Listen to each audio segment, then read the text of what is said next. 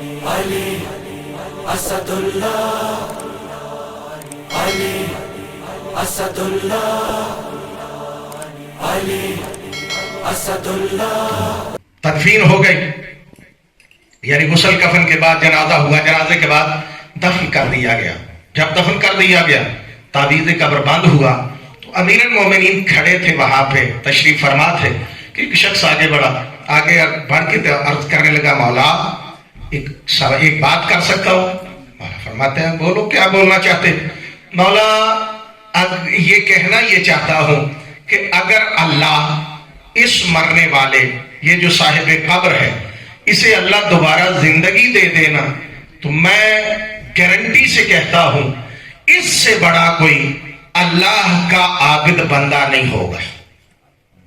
بسم اللہ بسم اللہ۔ اس سے بڑا کوئی اللہ کا عبادت گزار بندہ، مطیع بندہ، متقی بندہ کوئی نہیں ہوگا۔ بات تو وزنی ہے، اور کیا کون رہا ہے؟ ایک صحابی ہے اور امیر کائنات کی خدمت میں عرض کر رہے، مولا اگر اللہ اسے دوبارہ زندہ کرے تو اس سے بڑا نہ کوئی متقی ہوگا، نہ کوئی عبادت گزار ہوگا، نہ ہی کوئی اس سے بڑا مطیع پروردگار ہوگا۔ مولا مسکرائے، مسکرا کے فرماتے تجھے اس پہ یقین کیسے ہے کہ اگر اس کو زندگی ملے تو یہ دوبارہ ایسا ہوگا؟ مولا فرماتے پہلی بات تو یہ ہے کہ یہ ممکن نہیں، یہ معصوم کے الفاظ ہیں۔ مولا فرماتے یہ ممکن نہیں۔ پھر مولا فرماتے اگر ہو بھی تو تجھے یقین کیسا ہے؟ وہ دیکھ کے کہنے لگا مولا اس لیے ہے، اللہ اکبر، جو جملے اس نے کہے، اور پھر مولا نے جو جملہ فرمایا، کہنے لگا اس لیے کہ مولا جب اس کی روح بدن سے جدا ہو رہی تھی وہ منظر دیکھ چکا ہے۔ کون سا منظر؟ جب بدن سے روح جدا ہو رہی، اسی لیے ہمارے ہاں معصومین کی حدیث ہے کہ جب بھی ہمارا کوئی چاہنے والا، ہمارا کوئی رشتہ دار، کوئی ریلیٹیو اس دنیا سے جا رہا ہو نا، اس سے ڈر کے دور نہیں بھاگنا چاہیے۔ بچوں کو یہ نہیں کہنا چاہیے دور ٹور جا تم جی چمڑ جان دے، ڈرے دراتمو۔ یہ ڈرتا وہ ہے کہ جس کے وارث کوئی نہ ہو۔ ہمارے وارث کہتے ہیں ڈرو نہیں مردے سے، مردے کے پاس رہو، اس کی مدد کرو،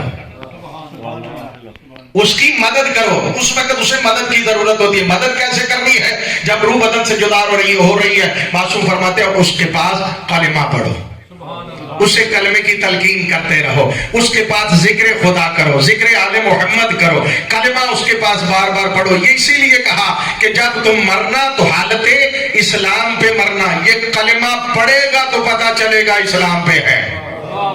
یہ کلمہ صرف اس وقت نہیں کہ جب اس نے بولنا شروع کیا تب کلمہ ہے، مرتے وقت بھی معصوم نے فرمایا کلمے کی تلقین کرتے رہو۔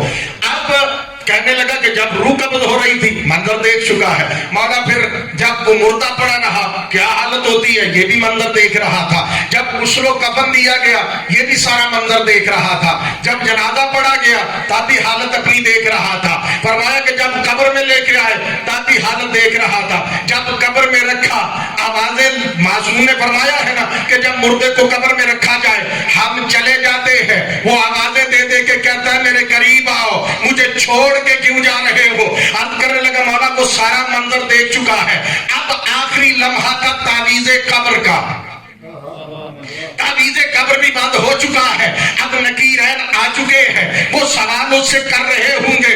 اب سارا منظر وہ جان چکا ہے کہ مرنے سے لے کر قبر تک انسان کی حالت کیا ہوتی ہے۔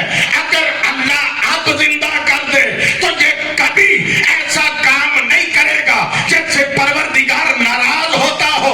علی دیکھ کے فرماتے ہو بندہ خدا مجھ علی کی بات کو غور سے سن، کہ جتنی تجھے فکر اس قبر کے اندر والے کی ہے اتنی فکر اپنی ذات کی کیوں نہیں کرتا؟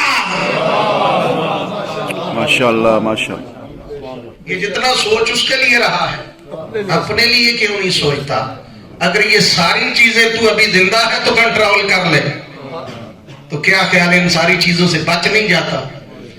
اللہ نے آل محمد جیسا وسیلہ ایسا دیا ہے کہ جو ہمیں مرنے ہی نہیں دیتے،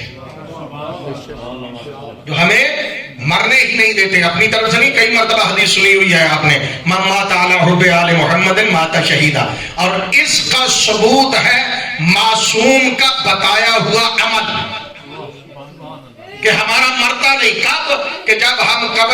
سننے کے بعد پھر اس کے کندھے ہلا کے اسما افہام کہتے ہیں، کہتے ہیں سن بھی سمجھ بھی، سمجھ بھی، سن بھی سمجھ بھی۔ کیا مطلب؟ سنتا تو وہ ہے جس کے کان کام کر رہے ہوں، سمجھے گا وہ جس کی عقل بھی کام کر رہی ہو، نہیں غور فرمایا آپ نے؟ سنے گا وہ جس کے کان سے سنائی دیتا ہو، اب سمجھے گا وہ جس کی عقل کام کر رہی ہو۔ آل محمد نے یہ عمل بتا کے کائنات پہ واضح کر دیا ہے کہ مرتا ان کا ہے جن کا نہ سنتا ہے نہ سمجھتا ہے، ہمارا وہ ہے جو قبر میں جانے کے بعد بھی جب اس کا کندھا ہلا کے کہا جاتا ہے نا کہ جب پوچھا